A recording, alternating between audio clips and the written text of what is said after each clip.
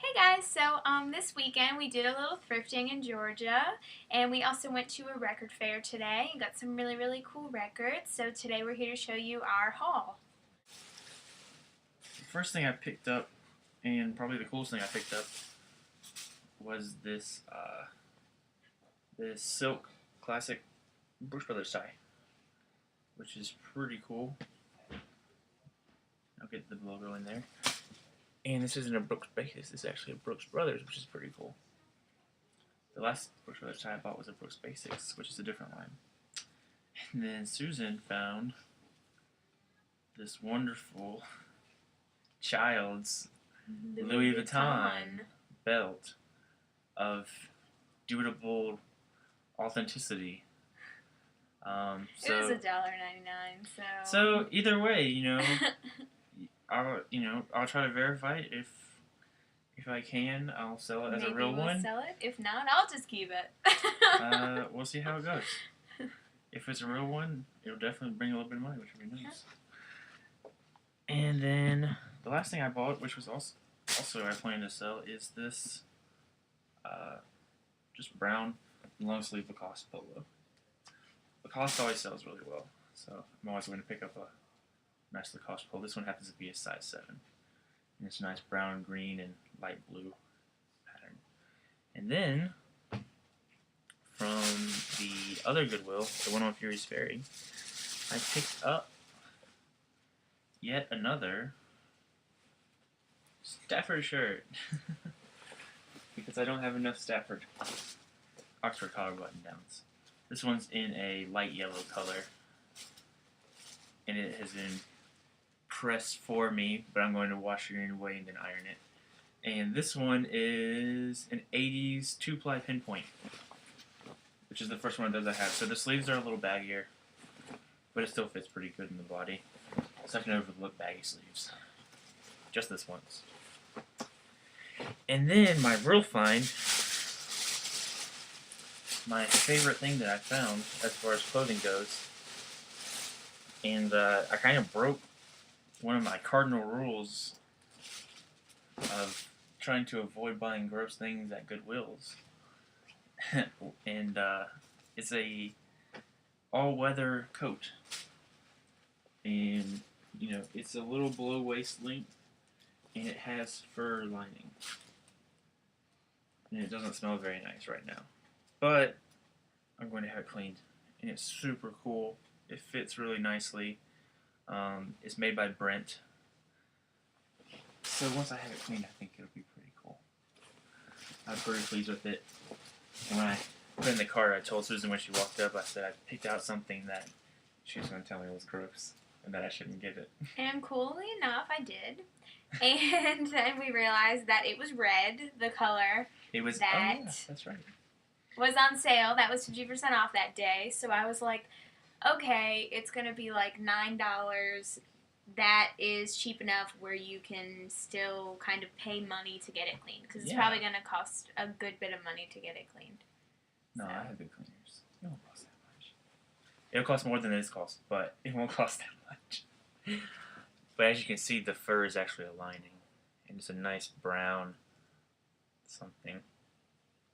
Some sort of critter. And then it has a nice lining too. Okay. And then let me run very quickly through my other find at that thrift store. Which I don't know, I guess they just put these out or something, because I never get this lucky. But I got a ton of ties. And they're all wrinkled up now because she just threw them in the bottom of the bag. But I found a ton of ties. Now I'll just run through these real quick. This one is just a brown canvas super slim tie. And it's actually like a canvas material. And this is pretty nifty. It is from a store called Finds, which I think used to be like a southern department store. And it still has a price tag from that store. And it was originally $4. So I saved a little bit of money from when it was sold at Finds in the early 50s probably. The next thing I found was this pretty cool Joseph A. Bank, not a brand I usually go for, stripe tie. And funnily enough, we were at an American Eagle today, and I saw a tie that looked exactly like this for like 25 bucks. So I was pretty pleased about it. The next thing I found was this super trendy square bottom tie that's made out of a interesting sort of silky woven material that I'm not very familiar with. Doesn't feel great to the touch, but square ties are very in right now, and this was only $1.50, so I was pretty pleased about that. The next thing I found was this stripe tie, which is kind of ugly from a distance, but on closer inspection, it gets pretty cool. It's maroon with sort of green accents, which I like, and then it has gold stripes as well. But if you look real closely, you'll notice that there is a beautiful kangaroo on the front, and then if you flip it over, it was actually made in Australia, which is neat.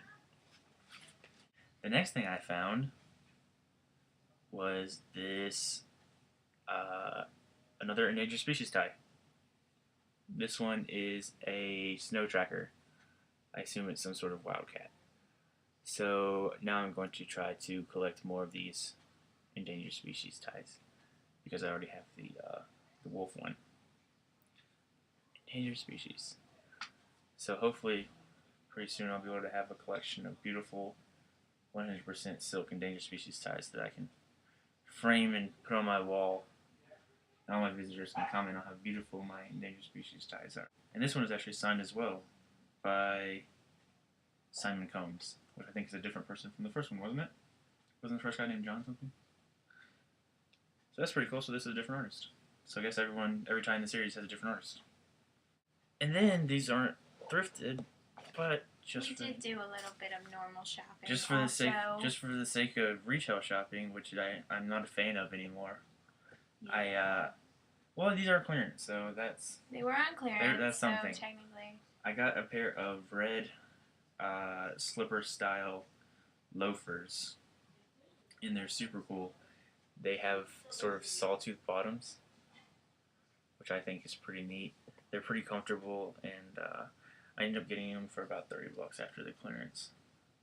So those are pretty cool. Mm-hmm. And for my retail shopping, I actually bought these pants that I'm wearing. I will get up and show them to you. They're super cute. They are stripes, as you can tell. And I got them at Forever 21, and they were only about 20 bucks, I think. So Josh showed you his Goodwill finds, so now I'm going to show you my finds. I only got 2 things. I didn't really want to spend that much money, so I didn't really look as hard as I normally do. But I did find 2 really cool things. The first one, everyone that I've shown this to has hated it, so let's hope that some people here like it. It is a dress with sheer sleeves, and it has built-in shorts into it. And then on the bottom, it has this long sheer skirt that opens in the front. And it's really, really long. Oh, it opens in the front. And the bell on the bottom, it comes to this really cool bell shape. It's really nice. Has really nice piping. But I really, really love it. It's made by a brand called Alchemy by Joe Me, New York. And it has these really great shoulder pads. I normally take the shoulder pads out of things when I buy vintage stuff like this, but I will probably leave them in because it gives the shoulders really nice form. So those are probably staying in. And I just washed it, and I was kind of nervous about it falling apart because it's so delicate, but it actually came through pretty good, so I cannot wait to wear it. And the second thing that I got was this vintage dress. It's by Holly Hill.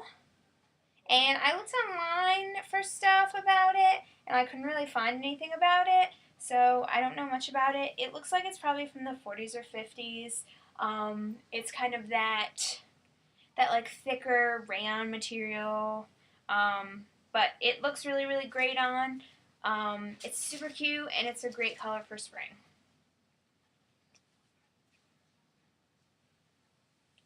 So that's all we got as far as Goodwill and thrifting, but we also did go to one of our local secondhand stores called Second and Charles that is in Georgia. It is a used bookstore. They sell vinyl, they sell CDs, they sell DVDs, They sell musical instruments. They sell pretty much anything. Basically, it's like a Books A Million that went out of business, and then this other company came in and took it over. And like normal people off the street can walk in and be like, "Buy my stuff," and they buy it, and they give you store credit. And the prices are pretty good. Normally we find a lot of stuff there.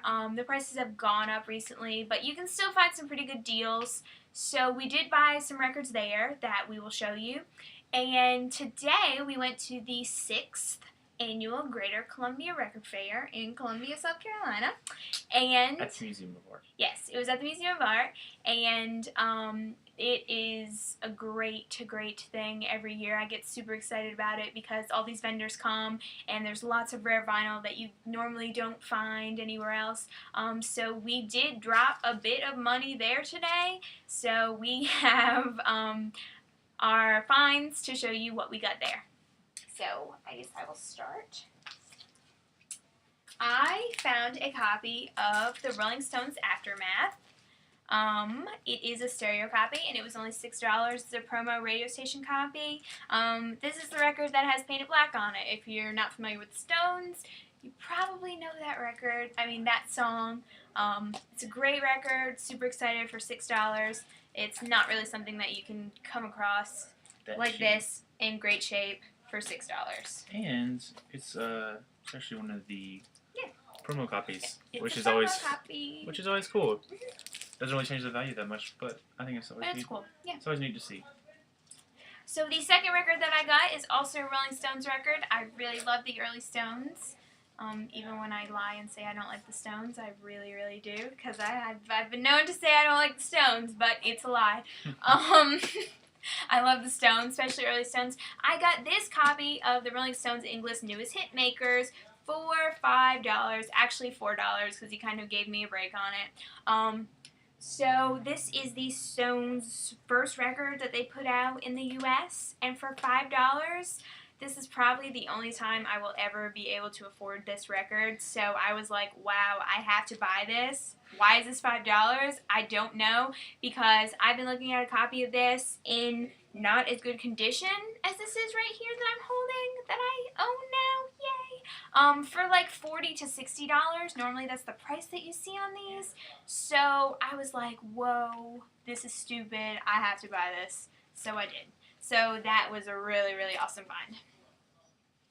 The second record that I bought was this Tim Buckley record. It's Happy Sad, and it was only $1. And I was like, why are you $1? This is crazy. Tim Buckley's awesome.